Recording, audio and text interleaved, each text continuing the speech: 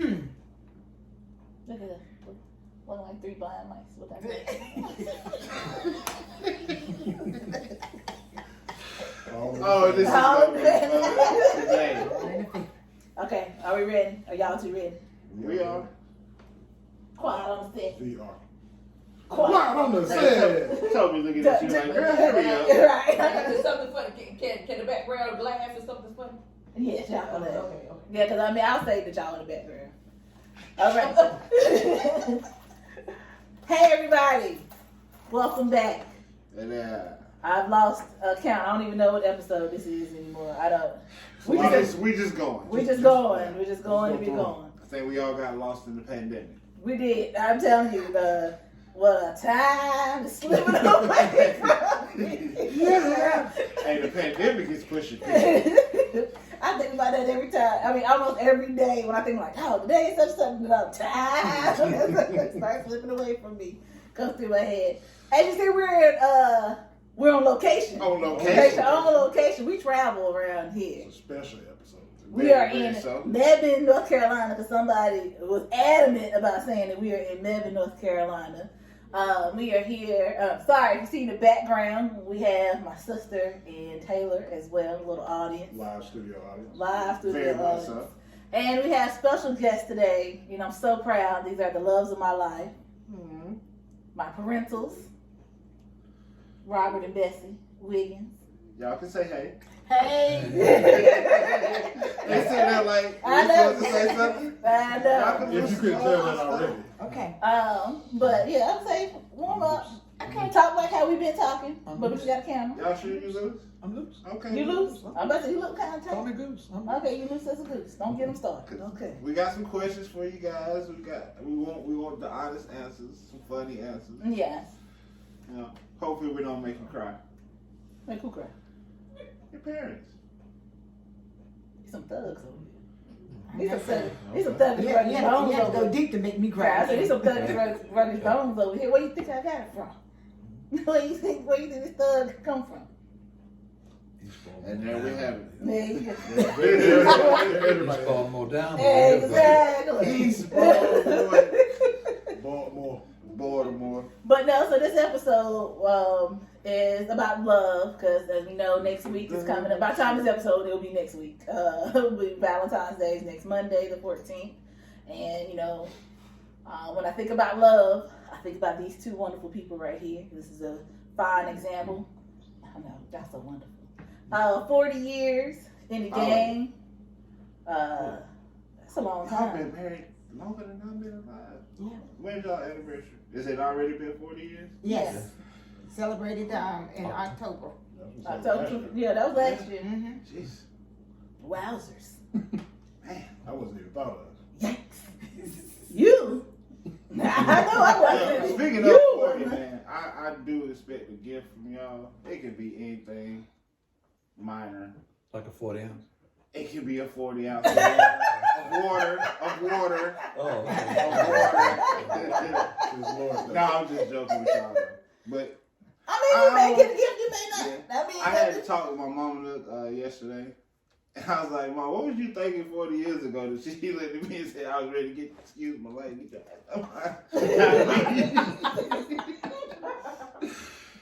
But yeah, I'll be 40, man. in a month. In a month. 28 days exactly. Wow. That's Now, do good. you want to tell the That's listeners good. when exactly? So, you know, Because I am taking cash out requests. I mean, not requests, but, you know, and deposits. March 6th, 2022, I'll be 40. At 2:54 p.m. exactly. She said, wow. 40 of them things. Well, But it's not about me today. no, I mean, we'll get to you. We'll get to you. Yeah, we're going to have a couple more episodes between then. Exactly. Because we can't even do a proper toast. So, yeah. This is a dry county over This here. is dry county. That's what I said. I don't think the past few episodes we have not had a beverage. Yeah, we've had a couple Beverage. beverages. And so, yeah. But, you know, for you guys.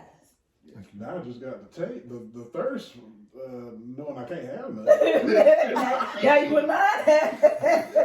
At least a glass of wine. I'm about to I said, Jesus broke one. Why y'all not breaking one? Well, if I knew all this was coming, I would have made a special punch. Because I make a special punch and people think it's alcohol in it, but it's up there. No. I want that type of special punch. Oh, Ain't no alcohol. It's that kind of But it's punch. really, really good It's punch. good. Mhm. I'm here for it. We might have to market that. Okay. I mean, it is good. She's right. It is good. Might It have is to good. market that. But yeah, so Black Love. So we're just gonna basically talk about, and these are our first. No, y'all not our first guest. Y'all what? Second guest. So look at y'all. Go ahead. This feels so special. You are. Yeah, I'm here to sarcasm. You Did you hear the do sarcasm? anything for 40 years. You special. Facts. And so we just basically just wanted to talk about how to get to, like, what is love. I feel like y'all are a prime example. I talk about y'all all the time. Whenever I reference relationships, I always boast about my parents. Mm-hmm. And so I just wanted to get into what is love, what is y'all perception of love, and how do you keep the fire going. Now, by all means, I don't need to know anything. I mean, That's how you got here. No, I don't. No. Keep going. In my mind, I don't want to think about that. You was delivered by a stork. Yeah, exactly. I know what I'm saying. It was in the Bible. Hey. An eagle. It was a raven. A raven. No, he eagle. He was sitting. He was sitting. Eagle. Yeah, he already threw his shot. Y'all didn't hear him when I walked in. He threw his little shot. Talking about come in and all that ram stuff. They got enough of my money.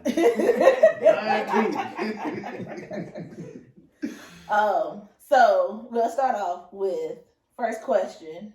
How did y'all meet? Like, I know how y'all met, but I don't think I've ever told Daniel or Chris and the listeners. How did y'all meet? Her cousin and my cousin were married, and they introduced the two of us. Okay. When did this happen? One of the New Year's party or something like that? No, no. July 4th. Yeah, what? July 4th. Yeah. Of 70. No, 80. 80? Yeah, 80, because we got married in 81. Okay. Yeah. That's why I know July 4th, because I always say, the night I met her, I saw fireworks. For a kick, guy. You hear that? You hear that? Might do that. You might want core. I'm about to say, y'all might need to write some down. Y'all might need to get some pen Oh, and y'all talking about game. paper. Big game today. That's nice. So, y'all dated. We dated. Mm-hmm. So how did you know Daddy was the one? And how did you know Mama was the one? Well, we communicated. Mm-hmm. And it was just like, Communication, you got. yeah, and the thing about it is, I was very comfortable around him. I talk with my aunt, so that's why he was sitting. I was very comfortable around him, and he was very comfortable around me. Mm-hmm. But I had been married before. Right. We bring that out. Okay, my daughter that's running the peanut gallery back there. When we started getting serious about each other, the first thing I told him was, we come as a package deal. Mm-hmm. Come as a package deal. If you don't want children, then keep looking, because this is my daughter. And So Daddy, how did you feel about her being the package? Did you not care? Because I mean, because I say that we're in our millennial age right now. So right now in this time frame, a lot of women my age, we don't. Well, not me, because clearly my track record. Don't want to date a man with children, and then some guys, I don't think y'all have a problem with it, but some men prefer a woman without kids. So did you not even care that she had a child? You were just like, hey. Johnny was such a darling little, precious little girl. I couldn't help and I keep just, feeling that with her. yeah, it just felt like it was a little mini her Mm-hmm. and everything. But how did I know that she was the one? Yeah. Well, she says communication, but it's also the lack of communication. She went away for a week and didn't tell me where she was. Not like I lost my mind. Oh, well, like I lost my mind. Well, can you imagine if cell phones a little bit around, how many voicemails and text messages and stuff? That's when that's true, because I've been in love like that. Why you ain't answering the phone? Because she went home. And that's when they only had home phones. Oh man!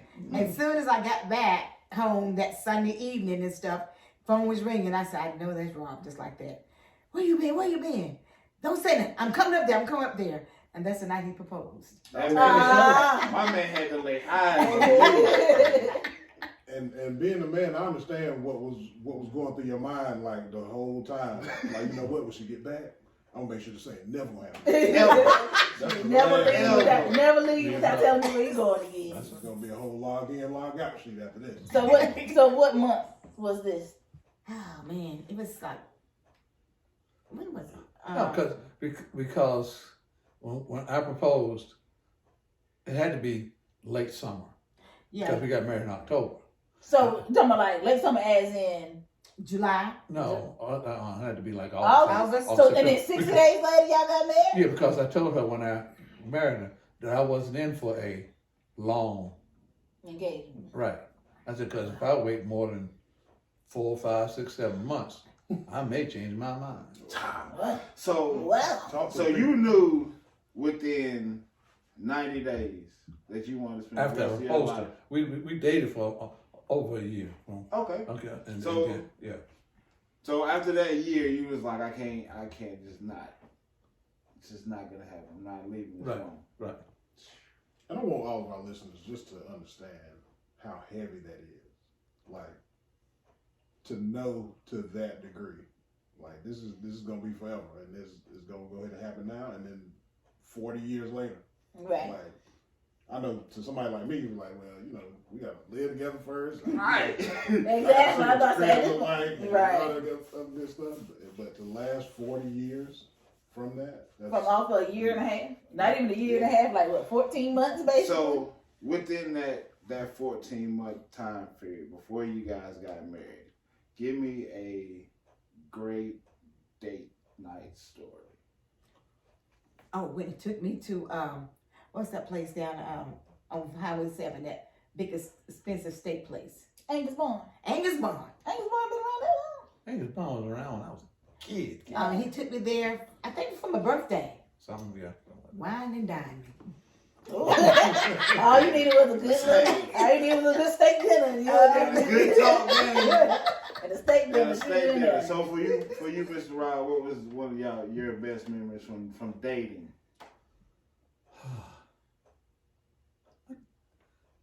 Like she said, the comfort level was there. That just being around her was that my friends liked her, my family my sisters were just crazy about her and everything and stuff. You had And, no chance. he had an aunt named Ida Mae Rigsby. Yeah, and she was my girl. She was my man. girl. And You had no chance. and she Look would at tell his me smile. Look at his smile. what And your uncle Clarence. my uncle Clarence, my uncle He was raised crazy me. about it. Right, my uncle. It was my uncle was my mother's oldest brother. Mhm.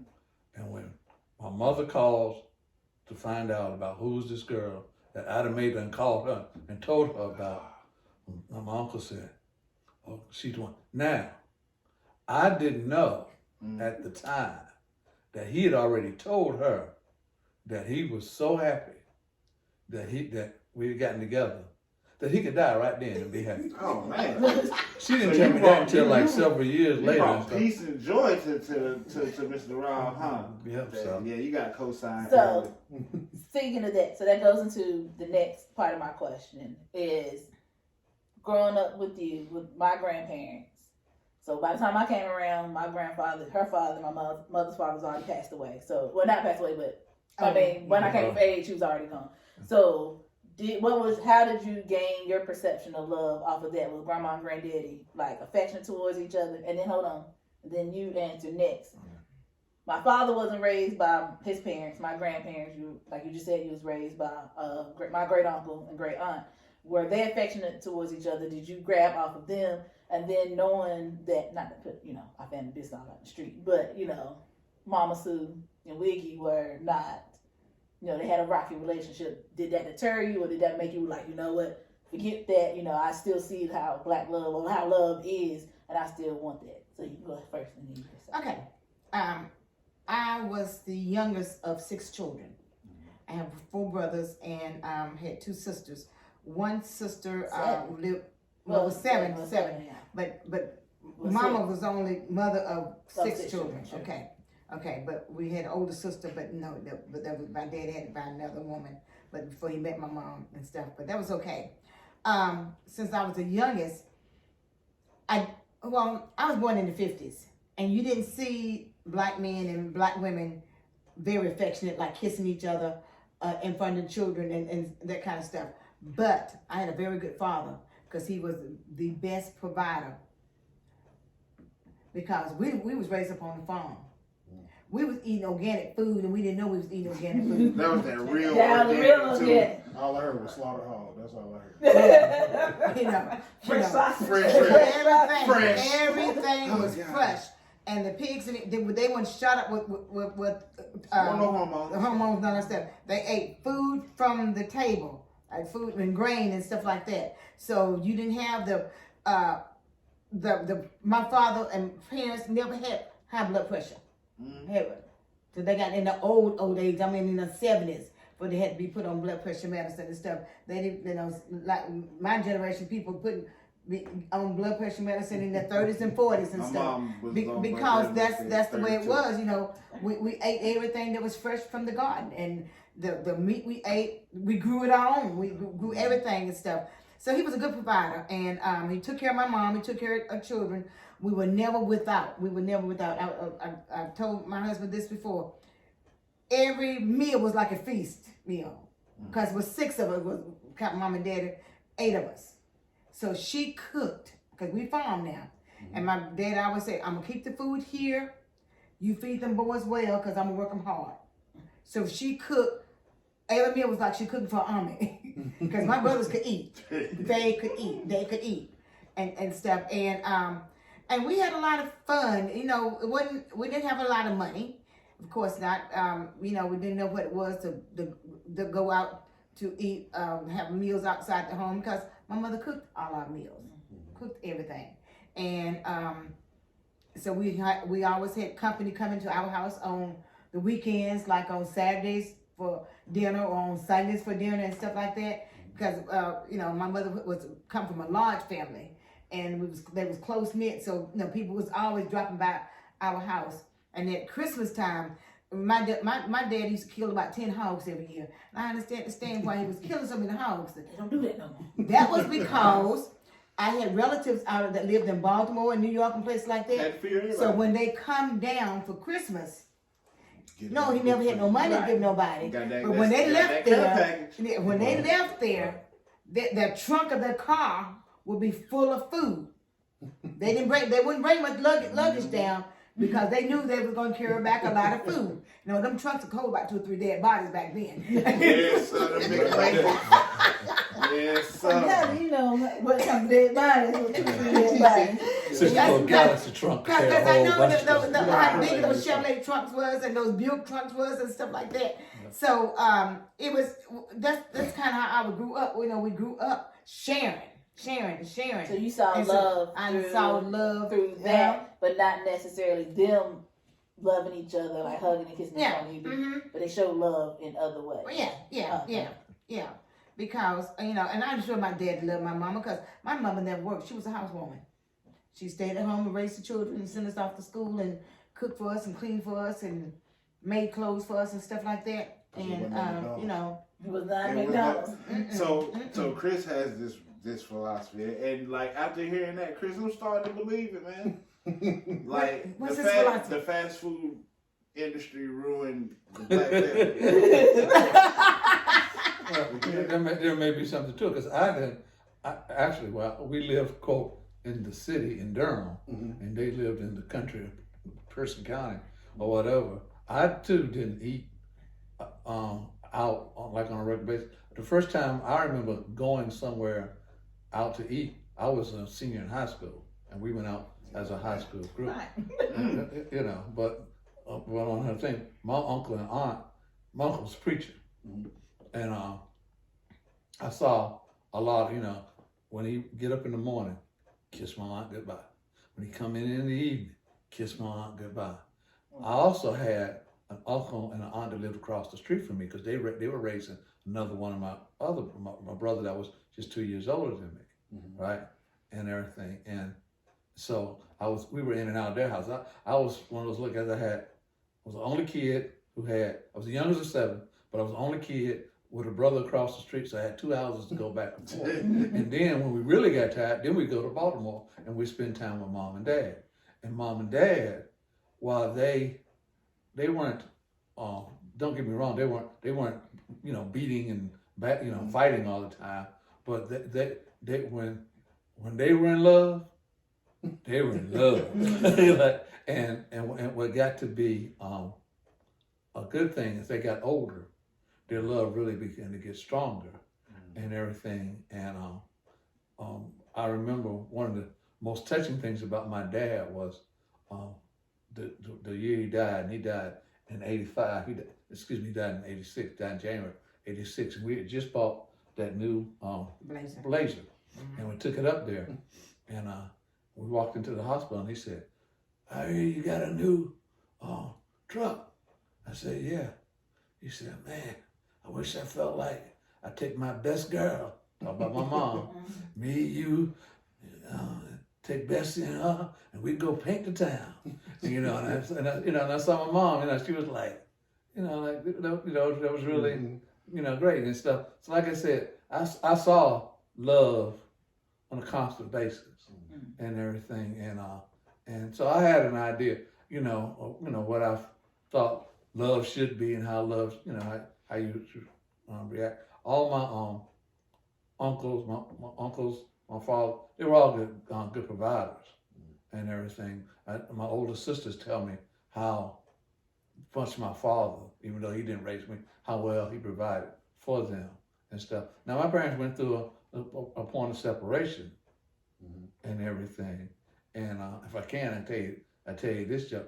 They got separated, and they called me. I think I was 16, and they called me. My dad called me first, and my dad said, "I'm leaving that woman." I said, "What's wrong?" He said, "Crazy. She's crazy," and like that. So I called my mom. Mom, what happened? She said, "That little." She said, "If you ever hear me going back to him, come get me. Come to Baltimore and get me and bring me back to North Carolina and put me in Butler, because I done lost my mind." My dad said, "If you ever hear me going back to that red woman, just take me down to the circus, bend me over, and my butt will sing the Star Spangled Banner." I'm laughing because I heard the story before. It's funny every time. So then one day my older sister called me and said, "Guess what? What? They done got back together." I said, "Lord, I'm gonna make me some money." So I had to go up there, but I've seen love, and to be fair with her, when we were married, and I saw my in-laws. They loved each other. They had a special a special bond and everything. You couldn't say Herman without saying Velma, just like you couldn't say Claude without saying Sue. You couldn't say Clarence without saying Sarah. There's the love grows deeper as you get older. Over time. So physically seeing the love, as far as like PDA, I physically never really saw that. Like I had my mom and my dad separated early, but I had an aunt and uncle who, like you guys, have been married over 40 years. But like physically seeing them kiss or hug a lot, like we just never saw that. But like to you guys' point, it was a lot of like actions. Like we saw the action of love. And like to this day, like and you can ask Robyn this, like I'm that way. Like I will show you I love you before I say it. Okay. Right. And like I'm getting better at saying it. But that's the way my father But is. I feel like as like, especially in our culture as black men, like we like do what you say. Mm-hmm. Like you're gonna say it, but do it first. So we put the emphasis on the action. Right. Is that something you guys can agree with? As Oh, far as yes, like yes, when it comes because to love. That's what my father was. My father, I never really heard him say to my mother, honey, I love you and I see you this evening, something like that.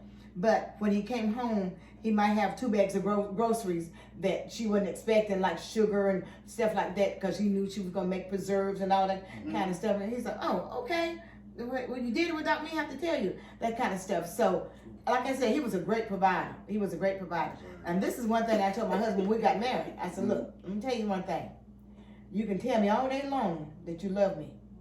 If I have to sit in a cold house with no heat, I would go in the refrigerator, ain't no food in there, you might as well get to stepping because you don't love me. That ain't no love. Man, what? Tell you something about that kind of love. You ain't never had that type of love? No, I'm saying it's undeniable when you got when you got 6 kids in the same house. Like that, now that's showing some love right there. Mm-hmm. But you know what's crazy, man? It's like back then, it wasn't about the money to sustain a household. It wasn't nothing. Because 10 kids. you had my mom is the youngest of 10, and my grandfather, he was a janitor, but they didn't go without. Right. But now we, as in our age, man, you gotta have $60,000. You gotta have this before you even think about having kids. Because of McDonald's. Let me tell you one thing. I don't even think I could ever imagine myself with 10 children. I've always said I wanted 4, and now that I'm 35, I just take that one and call it a day. Tyler and Taylor wore me out. I used to tell Tanya when she was coming up, and when she would do stuff with kids as a child, I always tell her, my one wish is that you have 4 just like you. You know. She stopped at 2. And one is just like her. One is, and it's not even Taylor. It's Tyler that is just like her. They both are indecisive like each other. I mean, it's uncanny. They share a lot of similarities. Because Taylor just like Robyn. Facts. Now, Tanya and Robyn was as different as day and night. Sounds like about me and my brother. But I think that comes with like the age difference. Mm-hmm. But there's just almost 12 years between Robyn and Tanya. It's 9 between me and my brother. I think that has something to do with it. But one thing I want to, before y'all get too far, on this thing about showing love and expressing love, over a period of time, they get closer and closer. Over a period of time, it gets closer. I wouldn't dare, as we've gotten older, and I try to get this through to my children. If I'm leaving work and I'm going to stop by the store, I call home to see if there's anything anybody needs, and stuff. And if they need something, and I just got just enough money just to get them what they need, or to get me what I need, I get them what they need. Sacrifice. Right, because love without sacrifice,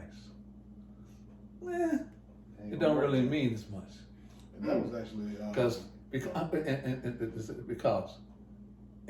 without trying to get too religious on you, the ultimate expression of love, we believe, was done through the act of sacrifice. When Jesus sacrificed himself. Yeah. All the man. No, what was I about to say? Before you forget. Because Lord knows. Yeah, you will I forget. done forgot like 3 times already. I mean, just nod like, come on back. Come on back. I'm trying to shake it back into my memory. But no, so that kind of goes into what I was going to ask. I was going to ask how, what happens to the feeling, like, do you recreate the feeling of like when y'all first met? Is that what strengthens your love, or is it over time, compounding the love over the years? Over time. Over time, but there are times she'll do some things, and I'll be the first to admit, I don't tell her sometimes, but like today, we knew y'all were coming, and I woke up at 5:30 7 o'clock this morning. I woke up 7 o'clock this morning, and she wasn't in bed, but I knew where she was. She was down here cooking, getting prepared for y'all to come and everything. And those are the type of things that not only do you love, but more you appreciate, you know, and those things like that. And you don't ever tell one thing, not one thing, there's several things you can, and I'll tell you young fellas this, that you can never tell a woman, you can never tell her too many times that she's pretty. You can never tell her that she's it's not smart. And you can never tell her too many times that she's not appreciated. That she's appreciated, because that's what women want. I've learned that through my wife, through my girls, through my sisters, through my aunts, and everybody else. That appreciation, recognition, and all that is expressed through love. Tell them, Rob. Tell them. Facts. For our youngest viewers, he just gave y'all a gem. And to kind of frame how my question was, I have another theory. I have a theory that when you have those long-sustaining relationships, it's like you fall in love with who you fall in love with, and that over the time, it's reminders of that person that you fell in love with. Right. So, is that an experience of y'all's, or is it? Yeah, because for me, now, like I told you, he's my second marriage. I wanted to make sure this time that I could see myself growing old with him. I said, okay, I got a daughter. We might have another child. At that time, you know, I didn't know if we would have more children or not. And I knew that one day she'd be up and gone. What would we have then, you know? That I wanted to make sure that, because you can't marry because, no, I know now girls getting pregnant and then they go get married. That baby's not going to sustain that marriage. Because if ain't no love there, he might hang around for 2 or 3 years or less, then they're gone. Then you left with the baby to raise by yourself. But you got to go beyond. To me, don't use children to try to trap somebody.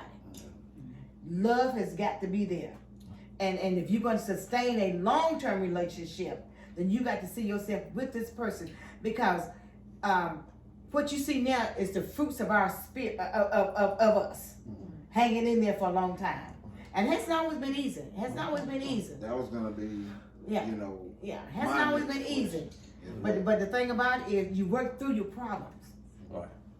Communication. Communication. That was gonna be my work through. question. Is like, what got you guys? Because I know, you know, even within my own relationship, it's ups and downs. Mm-hmm. You know, and we go through them, and you know, it strengthens you each way. So, what got you guys through the most difficult part of your marriage? My faith in God. Right. My faith in God. Because we have Bible study together. We, you know, it hasn't always been like that. In the younger years, no. You didn't have time to do anything but just, hey, how you doing? You go to church. You may be able to talk a little bit about what was preached that Sunday at church or something like that. But as you grow older together, you're growing older, and you're getting closer, both of you going at the same time, getting closer to the Lord. Then 3 o'clock in the morning, I wake up, he wake up. Next thing you know, we done had an hour worth of Bible study, just sitting there talking about the goodness of God. Right. and stuff. That, to me, that strengthened a relationship better than anything else.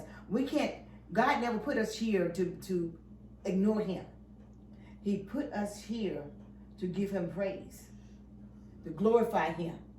And when you have hung in there my pastor is married to my sister. Mm-hmm. They coming up on 55 years, I believe? No, I think it's 56. 56 years. Yeah, 56 years of marriage. And that's one thing I was going to actually say too. I think for me, I've always had marriage in my mind because that's all I know. Y'all, you know, now y'all at 40. I know my Uncle James, 50. Uncle David and Aunt Willa Mae, Uncle Larry and Aunt Florence, Uncle Danny and Aunt Francis, both, grandparents, so that's all I know. And then y'all friends, Miss Letty, Mr. Kenny, Miss Vivian, and all them. So, it's so, that's all I know. So that's why I think I've always held marriage in a higher regard than maybe somebody else, you know, a peer or something like that. Because I've not saying. I mean, I know y'all had ups and downs, you know, through sickness and health and all that stuff like that. Because I've been here. But you know, even through other people's marriage, you know, I mean, I know everybody's marriage is not perfect, but you don't get to these years by pussyfooting your way around or something, or you know, lollygagging. You got to know. My daughter said that. She did. But is that not a word? Is that not a word? That's a word. I'm about to say, if I go on Jeopardy and they say that, well, that's a word I can say, and I get some money out of it. I'm gonna try it on Words with Friends later.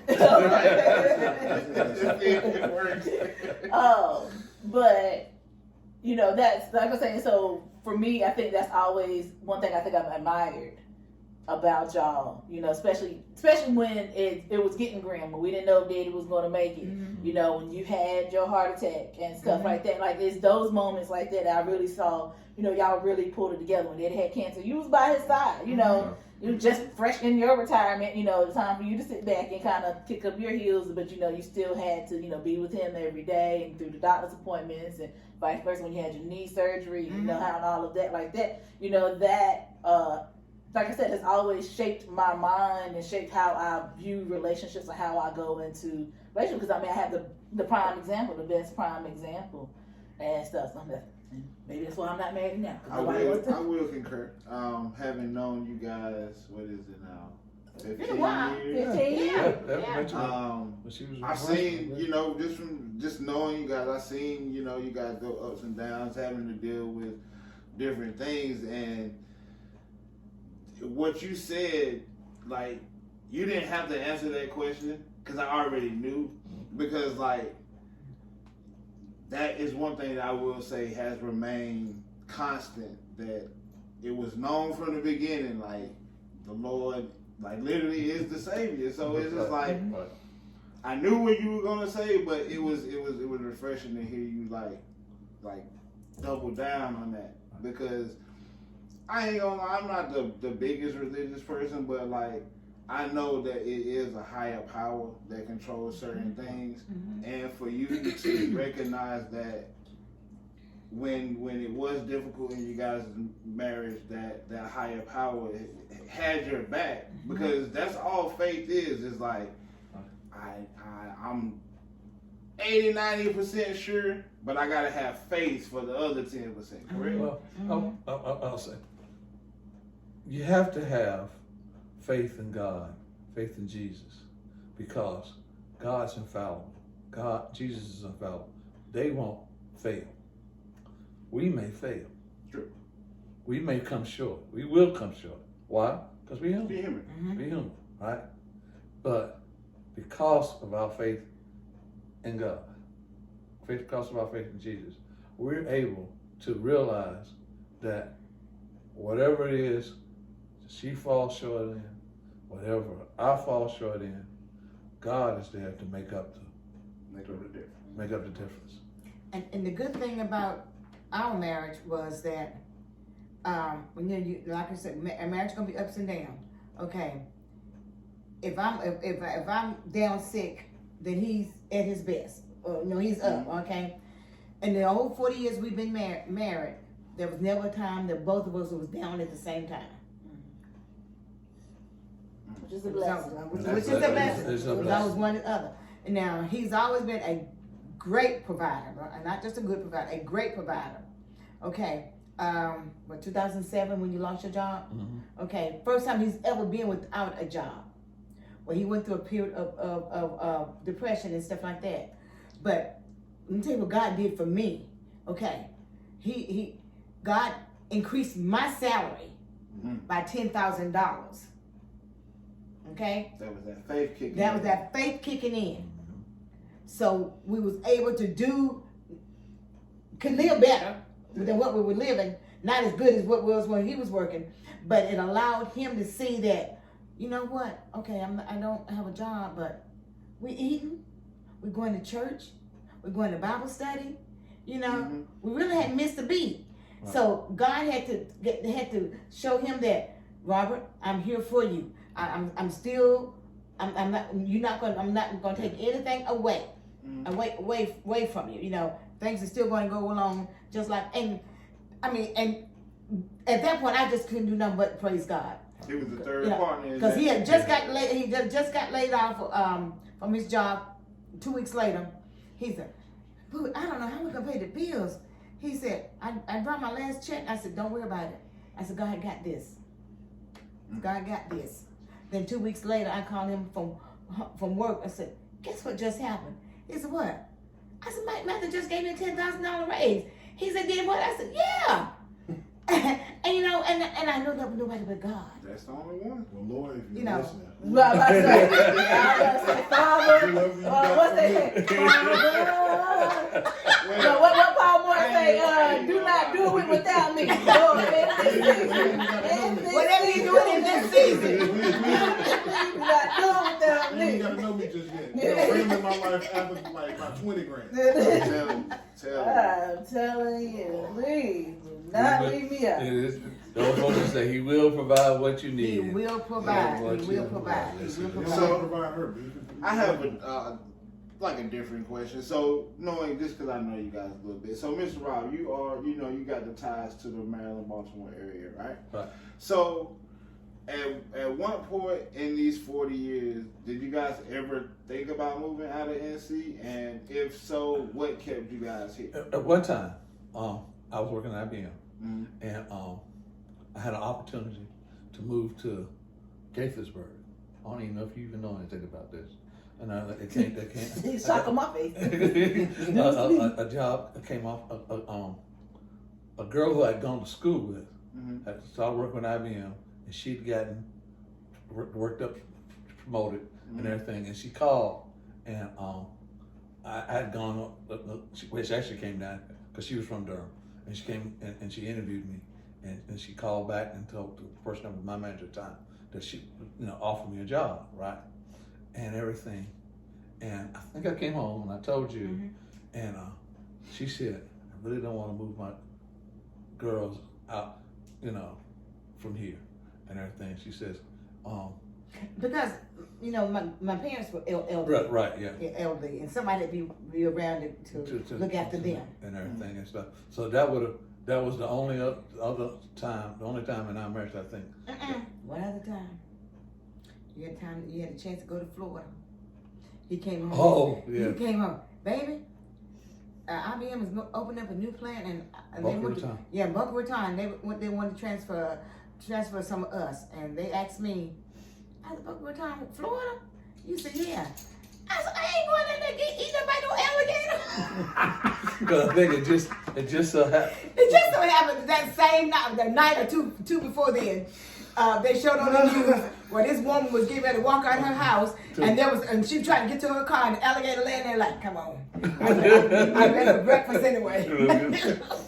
Hey, I'm sorry, and if y'all see me looking crazy, the dog has been doing a lot back here. He hears my mother talking. He has been jumping and moving. He's been coming around here. So if y'all see me like, why Robyn look like you tripping over there? That's it's the dog. It's the totally, I talk flight security. You know what? And I think me and Tyler was talking about this when we went to Maryland back in December. I think she asked, did y'all ever think about moving up there and stuff like this, since we're kind of like the only ones down here? And I told her, I said, I knew, and I think I said, I think at one point they may have, I said, the sergeant here shut that down. But I thank y'all. I told her I'm glad I didn't. I absolutely thoroughly enjoyed my life growing up in Cedar Grove. I hate that I was not with them, kind of being stuck, stretched between, both two families and stuff, instead of having them both in the same area. But I like how my life was. I ain't gonna say I don't think I would have liked my life. Clearly their life is okay. Right. But growing up here, this is life to me.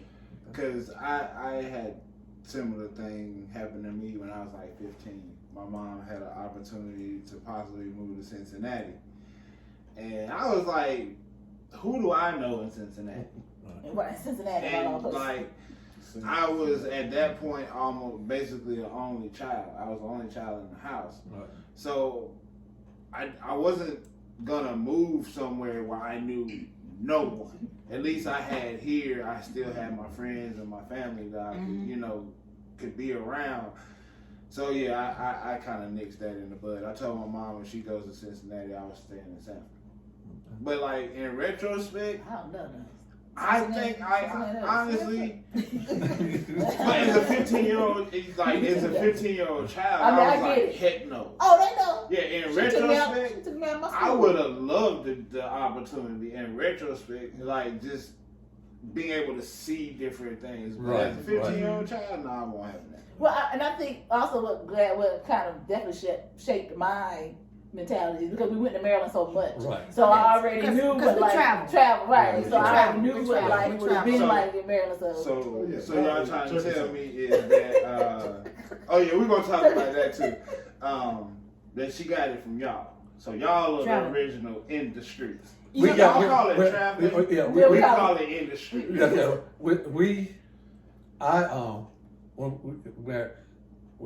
one of those days of talking things, and it's not like we sit down, well, we're gonna talk about how we're gonna raise our children. It's just one of those things we were talking about. She never really did a whole lot of traveling as a child No. and stuff. I went back and forth from Baltimore to Durham all the time and everything and stuff. And plus, my aunt had a real good friend who lived in Washington D.C. Right? And so But see, when we got together, we didn't know that we had. I know I had family in Baltimore. Come to find out, he had family in Baltimore, and come to find out that I had an aunt that lived on the same street that his sister did. lived around the corner. Around the corner from his So sister. it was just divine. You know, so- it was meant for them to be together. Yeah. I don't know, So, y'all right, putting this So person y'all, together. so y'all out there don't even Right. You know, Don't take notes. don't try to do this. Right. right. This came from up there. Up yonder. This came from up yonder. Because but we made a conscious effort that we were going to get our children exposed as much, because I always believe that exposed. One thing, And I'm gonna tell you why. It was the SAT thing for me. Mm-hmm. They did a survey, and the survey came out that the reason why black children don't do as well on the SAT because they're not exposed enough. Now that came to me when I was in high school, you know, and I said, you know what, they may be right because I haven't been anywhere, you know. And I at the time I was in high school, I don't even think I had even traveled out in North Carolina, maybe as far as way to Virginia, and that was it. Because my mama didn't believe in sending me to no Baltimore, nothing like that, because she couldn't go, so she wasn't about to send me as a child up there. Even though my aunt tried to get her to send me up, but she wasn't right. My mom was like that too. My aunt would just come get me.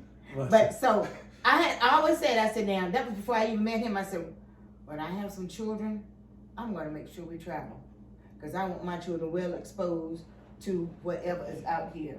So if they do have a question on that test about what is in such and such a city, then they'll know because they've been there and stuff. So we ain't done every state, but we try our part though. one of the She's best been in these streets. one of the best things best memories I have, not of dating, but concerning Robyn. When we took Robyn to Disney World when she was 3 years old. Now, there's some things in life, like they say, that are expensive, and then there's some things that are priceless. We walked into Disney World, and she was I think she was between the two of us. She had one hand, I had the other, and we turned that corner, and there stood Mickey Mouse and Minnie Mouse. And she's 3 years old, and she looked around like Mickey! like they really do One minute. exist. They really do exist. All right, God, I can go. Like that. The look that was on that face, you know, I don't know if it'll ever come again, or whatever. But that was the one, you know, that was one time that I felt, because to hear when she got older and she was talking, she came in, she said she was talking to some of her college friends, and you may have been in there, and they were all talking. They called you, New Arisha or something, because you had traveled. You were telling me y'all was, a bunch of kids was sitting around and asked you. That was them. It might have been. That was We're gonna explain where because this comes that's from. what I mean. I told you. I said he knew. Chris said he knew that I not that I came from money per se, but he knew I lived a very privileged, or we've lived a very privileged lifestyle because we had deli turkey meat. We had Minute Maid juices. Maloney and Kool-Aid over here, baby. You ain't even say it was deli. Oh, I'm sorry. You just said turkey. I just said that turkey. even makes it even worse. Deli. I ain't touching nothing else while I'm here. And again, mind you, this is not the house I grew up in. I actually went by the old house yesterday while I was down here. So, but I mean, and I would say that too. I think that shows y'all could have moved us up out of, Cedar Grove. Y'all really put, foot. But I'm so appreciative. I love that house so much. That is, when I think of home per se, that is the first thing that's going to come to mind. 5704, Green Pine Road, because that was life. It was so much love and in that home. Right. And so, now granted, y'all done a good job, making this, That house out there was called the community house.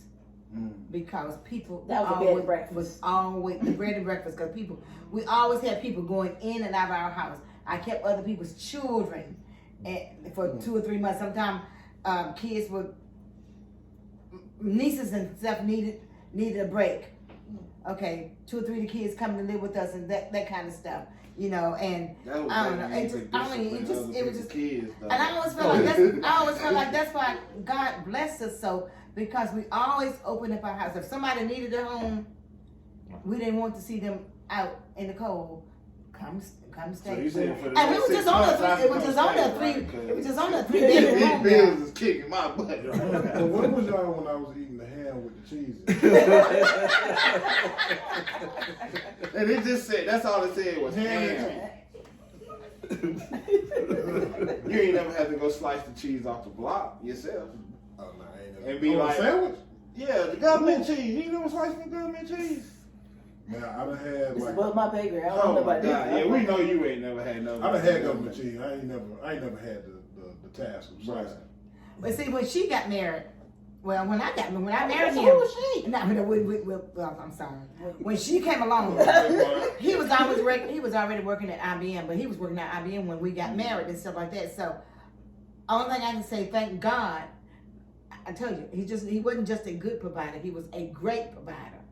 Because our refrigerator stayed full of food just about all the time. Our house was the juices. Our house was an exclusive house. Like we had juices that to this day that I still think you either had stock in Minute Maid or you knew the plug and you called them when the truck came in and you got the fresh juices. Because we had juices that nobody else had. Like people coming in like, they sell that. I'm like, I ain't know about this. Like we had this in the house about 3 months. Like, and during the summertime, in order to keep her in our yard, the other kids would come down to play.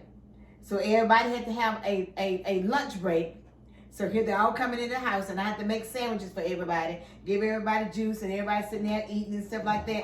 Come on, we get some good snacks here. We get some good snacks here. This is good for me. This is not easy before you come. You better go to I don't know. As y'all saw, what did y'all come in today? Y'all came into a Sunday dinner, a Sunday feast. Right. You got your stove top. Yeah. This is your first time. I kind of knew what to expect, what I was coming into.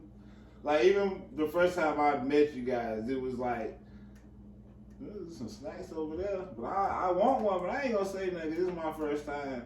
That's how I was today. You was scoping a couple things out. But it was there for you. But it was like, to you guys' point, it was there for you if you wanted it. If you wanted it. Right. And It's always been mi casa, su casa. Yeah. I always felt welcome anytime I've been around you guys. Even when you put me to work. You might be putting to work before you leave. Both of y'all here too. But that's the thing. Either one of y'all do plumbing? What your mom was just saying about how like she opened her house to you. So like, if you are welcoming to me, then I'm gonna give you that same energy back. And that's why you guys are blessed, because like from day one, it's been that welcoming energy, and I appreciate you. I'm glad you. Well, we appreciate you taking care of baby girl. Hold on. Sometimes. I'm about to say, I do a lot to take care of him. Let me tell you what stands out of my mind. Mm-hmm. Okay. Because he wasn't working at the time. And she called us and she said, Mama, I need a set of tires. I said, oh man, Robyn. I said, Dad ain't working. And I said, I got it all on me that I can really, handle right now. She said, well, I need some tires. I said, well, just pray about it. Just pray about it. Right. Well, I know she wasn't going to pray, but I prayed about it. Okay, so you came along. 2 days later, she called me back and she said, Mama, a friend of mine brought me some tires. I said, huh? Oh. She said, didn't you buy her some tires one time she was in college, when y'all was in college? You got to Two. ask her. I think it was two tires. Might have been. It might have been. It was two It was, tires. yeah. I know, Yeah. because I told you Dad about 2 tires.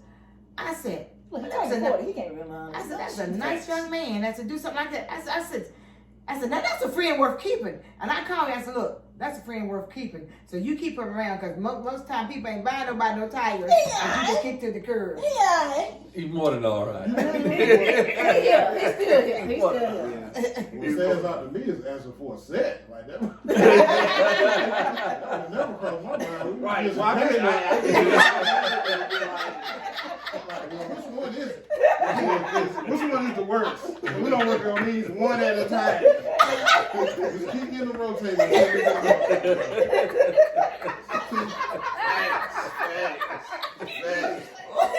That blew my mind. I don't think I've seen folk brand new tires. Hey, I did it one time, but it wasn't with my money. I just bought last year at the beginning of 2021. Yeah, because I called you to come pick me up. I said, yeah, I bought me four. Oh my goodness. I'm trying to be an adult. Because I'm telling you, back in the day, you're right. I probably would have rotated one. That's how I know. That's why I know so many chop shops in the city, because I know where to go to. Because you messed me up with it, because I was about to ask you a question. So 40 years later, outside of the Lord himself, what has kept the fire going? Laughter. He makes me laugh. You're right. Because let me tell She you, makes me I guess laugh. I told you this, or one of y'all. I said, I've never heard people who go to sleep talking, laughing, go to sleep and wake up still in a conversation laughing. What has transpired in sleep that y'all have now had to wake up and have a whole new conversation? Now, out of everything that I had to get used to, that was the one thing. I had never, ever, not that I slept around a whole lot with a bunch of people and all like that, but I'd never, ever been with anybody who be talking and then they go off to sleep. And then they wake up for her and be right back in that same conversation, right there. The closest thing I ever saw to that was, and this I'm telling my age. I went to the Elton John concert one time, and somebody threw Elton John concert. Yeah, this was long. This was in like 75, 76. Benny and the Jets was out. Somebody hit him, threw something on the stage, and knocked him out. Right. And instead of clearing the auditorium, because everybody got everything, all right, it was in Greensboro, everybody, all right, we can ready to leave. No, Stacey said, no, he'll be all right, don't worry about it. All right, right. And he got up, they took him off, they drug him off, and everything, and then about half hour later, they came back, set him back there at the piano, and he started right mid-chord, right where he was, Benny and the Jets. And we were like, that had happened before. and so to see her do that to me was like, huh? How do you do that, Robyn? Do you find yourself doing things like that? Like things that's similar to what your parents do? Oh no! Oh yeah, I've definitely got. Well, y'all know I'm already her all day, as y'all probably have seen today. Yeah, that I'm her. But no, I'm him too. I'm a good mix of both of them. Now, as for that falling asleep and waking up talking again, no. When we wake up, I want it to be silent. I don't even want you to breathe barely. We ain't be waking up, let alone you wake up in laughter, type of deal. Has she always been like quick to go to sleep? Robyn? Yeah. Oh no. So you think that's what it is. That's why you go to sleep as easy as you do now because you Well, fought it so much. No. How I got to this point was really when I went off to college. Because again, growing up in the country, there's by the time Tanya was gone and stuff. So you was there, Tyler was there, but it was still quietness or whatever. It wasn't a whole lot of noise. But going from a house of 4, 5 to a home to MLK, it sounds like First 48 all times of the day and night. I had to like kind of wind myself in, and then also having a roommate. Again, I ain't never had a roommate a day in my life, So having to balance through that and how other people sleep. So I just learned to kind of like meditate myself and wind myself down, and so that's how I'm so easy to fall asleep now and really learn how to tune everything out. Because if not, I'm about to say, I'm gonna hear everything. Even now, I stay by the highway. I can almost hear everything now. So I really have had to turn it down and just, go to sleep. But no, when I was younger, though, I used to be like, how she is now is how I was then. How Taylor is now is how I was. You want to be, gotta know. Well, no, just be up. Just be up. Yeah, never really, because you don't want to miss anything. You fall asleep. I don't want to miss nothing. Yeah, gotta know. Now, I had 2 questions. Go ahead. And then we can wrap this up. Not to try to cut y'all off. So do you guys want the heavier one first or the soft one? Whichever one you want. Let's do the heavy, then end and soft. Okay. Third sergeant. So, from you guys' perspective, and then we have another special guest. Everybody's just told me. Tobias. What's his full name? Tobias Joseph Fields. Has entered the chat. Because only black people get they pets' full names. He's really dead here sitting behind you too. What's up, Tony? So, Tony, you've been with him for a while.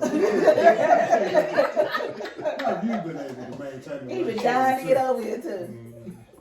But, so the first question is just, to drop a little bit of game for our listeners out there. A lot of times, dating, I know for me, I've never been married, and I know that this is something that is on a lot of, men's minds as far as marriage is concerned. So what qualities would you guys say you would need to have going into a marriage? Like what would you say you need to come to the table with, since that's The new slang now, yeah. Oh, as a man. as a man? Okay. And I'm glad you asked that, because situation came up and I was thinking about a couple that I know that's going through some trouble and everything, and I know why they're going through the trouble. Because the guy puts himself first. He puts his feelings first. He puts his wants first. He puts his needs first, right? He's so busy only seeing his side that he's missing this marvelous gift that everybody else around Talk to him, right? can see. Everybody. And I always say, if I can see it, if one-eyed Bob can see it, everybody can see it and stuff. So what I would say is, don't take yourself too serious. Right? Say it one more time, please. By taking yourself too seriously, you're missing out on the broader view, on the bit. And believe it or not, you're missing out on the details. You're missing out on the details. Those little things. There's a scripture in the Bible. Sorry if I keep coming back. Hopefully, people understand. The scripture. It's the little things that make or break a relationship. Right? Now, granted, I am not the best one at doing the little things. Like I said, I only got one eye. So a lot of things I miss. But a lot of things, I try to, pick up on and everything and stuff. But I don't assume, the phrase I would say is this: take nothing for granted, but be grateful for everything. You're right. And let me we got it on film. and let me piggyback on that. Okay, like you said, it's the little things. Okay, bathroom things. Have your toothpaste. I have my toothpaste. I'm a person. I don't like toothpaste squares in the middle. Okay, from the end. Okay. Well, he don't care where he just squeeze it right. Lungs to come out. And so when we first got married, that wrecked my nerves. Just ready to write it off then. And the spirit just spoke to me one day and said, buy you another one. I do.